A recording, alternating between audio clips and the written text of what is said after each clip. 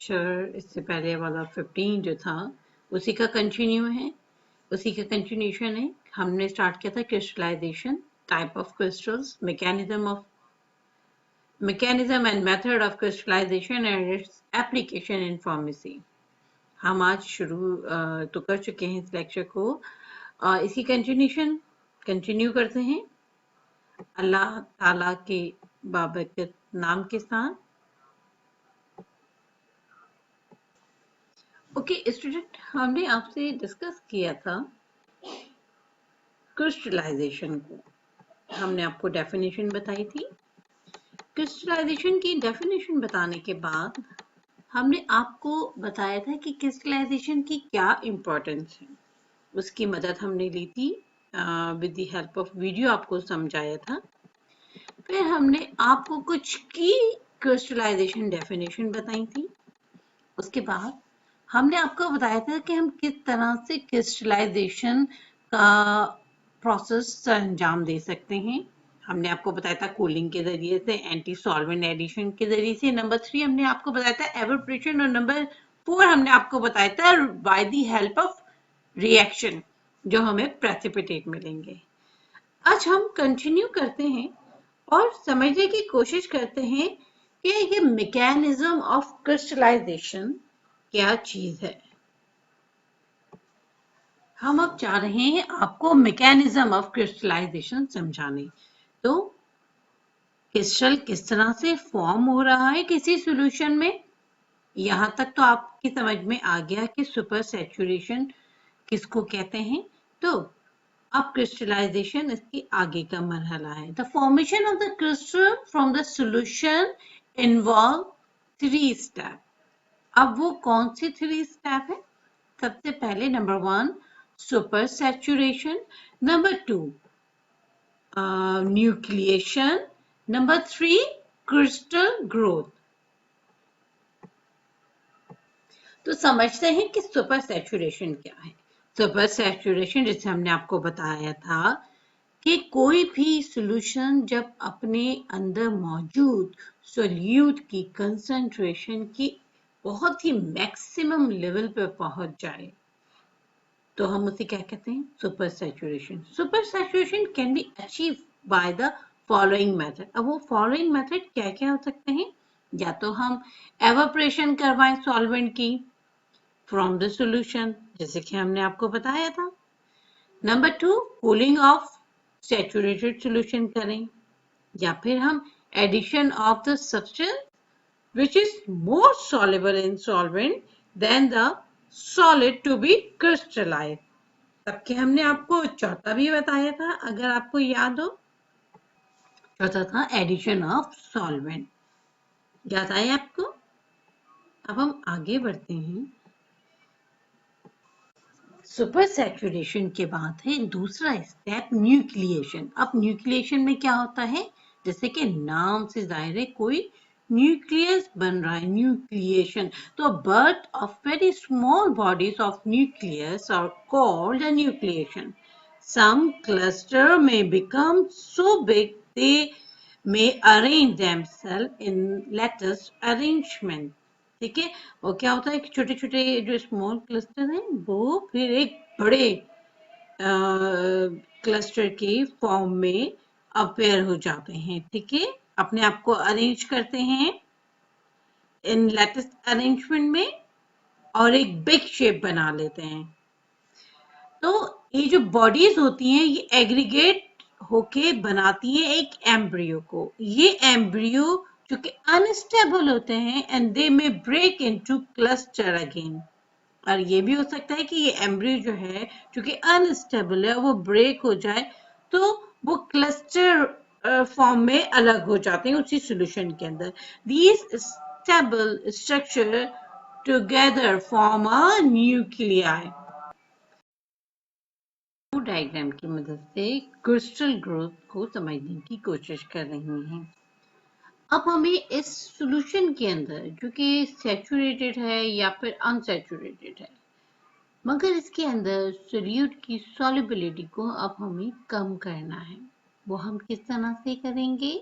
या तो हम एवोपरेशन ऑफ सॉल्वेंट करेंगे, या फिर हम कूलिंग ऑफ सॉल्यूशन करेंगे, या कूलिंग ऑफ सॉल्यूशन करेंगे, या हम एडिटिव करेंगे, या फिर हम कोई केमिकल रिएक्शन करेंगे।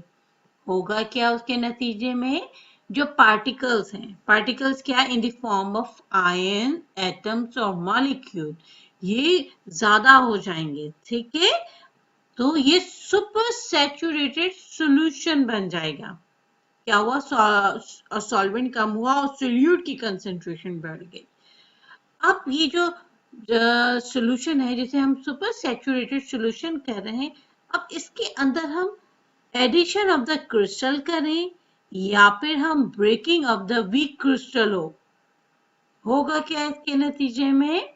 इसके नतीजे में क्लस्टर ऑफ स्मॉल पार्टिकल्स बन जाएंगे, ठीक है। ये जो क्लस्टर आप देख रहे हैं, अच्छा, ये क्लस्टर जो है आपस में मिलके हो सकते हैं एम्ब्रियो बनाए। जैसे कि हम कहते हैं कि क्लस्टर जो है वो अनस्टेबल है, ठीक है। एम्ब्रियो जो है वो थोड़े से स्टेबल पोजीशन में होते हैं। ये मिलके लैटिस बनाते हैं, लैटिस अरेंजमेंट बना लेते हैं, और ये lattice arrangement finally produce the nuclei, और ये मोर स्टेबल है। तो इस पूरे मरहले को जो हम कहते हैं वो कहते हैं न्यूक्लिएशन। न्यूक्लियस बन रहा है। तब के हमने ये देखा कि जो क्लस्टर है वो अनस्टेबल है, मगर स्टेबल फॉर्म एम्ब्रियो है। ये एम्ब्रियो कुछ क्लस्टर अपने आप को अगर एम्ब्रियो की फॉर्म में ले आए तो वो मोर स्टेबल हो जाएंगे, और मोर स्टेबल से और एडवांस लेवल पे जब और सोल्यूट आपस में गैदर होंगे तो वो न्यूक्लियाई फॉर्म करेंगे। न्यूक्लियाई फॉर्म होने के बाद डिफ्यूजन होगा, या फिर आप कहें कि डिपोजिशन होगी of the particle on the nuclear. अब जब डिफ्यूजन या डिपोजिशन होगी पार्टिकल्स की न्यूक्लियर के ऊपर, तो ये क्रिस्टल की ग्रोथ को कॉज करेगा। अच्छा, न्यूक्लिएशन भी, जैसे कि हमने बताया कि न्यूक्लिएशन क्या है, it is the birth of very small bodies of nucleus, ion or molecule from which the crystals form. तो न्यूक्लिएशन दो तरह की होती है, प्राइमरी न्यूक्लिएशन और सेकेंडरी न्यूक्लिएशन। सेकेंडरी जिसके नाम ही से बता रहा है कि ये अगर होगी तो वो इंड्यूस बाय द क्रिस्टल ही होगी। अब जो प्राइमरी न्यूक्लिएशन है वो दो तरह से हो सकती है। क्या? या तो होमोजीनस हो कि वो फौरन ही सुपर सैचुरेटेड सॉल्यूशन के अंदर सोल्यूट की जैसे क्वांटिटी बढ़ रही है, या तो उसके अंदर मौजूद जो क्रिस्टल्स हैं उन्होंने मोर क्रिस्टल बनाने शुरू कर दिए, तो ये होमोजीनस या स्पॉन्टेनियस है। तबकि हीट्रोजीनस न्यूक्लिएशन क्या है, इसके अंदर हम कोई फॉरेन पार्टिकल्स उसके अंदर डालेंगे in the form of crystal, तो उससे फर्दर क्रिस्टल्स की ग्रोथ होगी। अच्छा, पहले मरहले में सुपर सैचुरेशन, दूसरे मरहले में न्यूक्लिएशन, और तीसरे मरहले में क्रिस्टल ग्रोथ। अब ये क्रिस्टल ग्रोथ क्या है? Every crystal is surrounded by a layer of the liquid, जिसको कि हम कह रहे हैं स्टेगनेंट लेयर। और जैसे ही कोई क्रिस्टल फॉर्म होता है तो न्यूक्लियर फॉर्मेशन स्टॉप हो जाती है and crystal growth start again, ठीक है। और फिर फौरन ही क्रिस्टल की ग्रोथ होने लग जाती है। तो from the bulk solution a solute particle diffuse through this stagnant layer and then reaches the surface of the crystal. अब जो क्रिस्टल की गिर्द एक स्टेगनेंट लेयर थी, इसमें आग जो सोल्यूट पार्टिकल्स हैं वो डिफ्यूज होना शुरू हो जाएंगे और वो क्रिस्टल की फॉर्मेशन को ओरिजिनेट कर देंगे। तो these particles then organize themselves in the crystal lattice. So this phenomena continue at the surface at a slow rate. Okay student, अब हम आपको जो सीडिंग का जो मरहला है वो दिखाते हैं इस वीडियो की मदद से।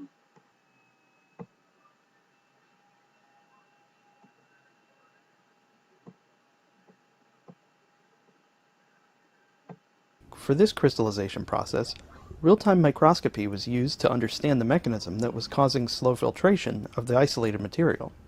The first important crystallization mechanism that was observed was the growth and agglomeration of the seeds soon after they were added to a supersaturated solution.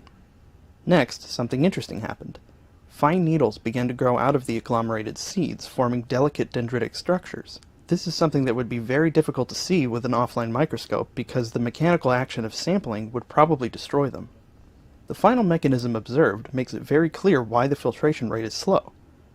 The delicate needles broke away, resulting in a significant secondary nucleation event, which was accelerated by a fast cooling rate towards the end of the process.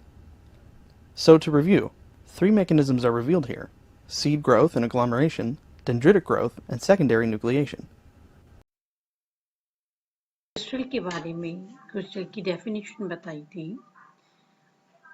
तो crystal क्या है? The smallest geometric portion which repeat to build up the whole crystal is called a unit cell.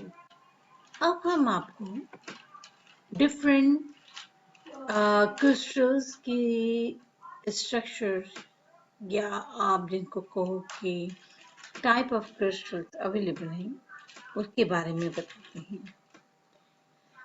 In the crystal, the angle between the two perpendicular to the intersecting faces is termed as axial angle.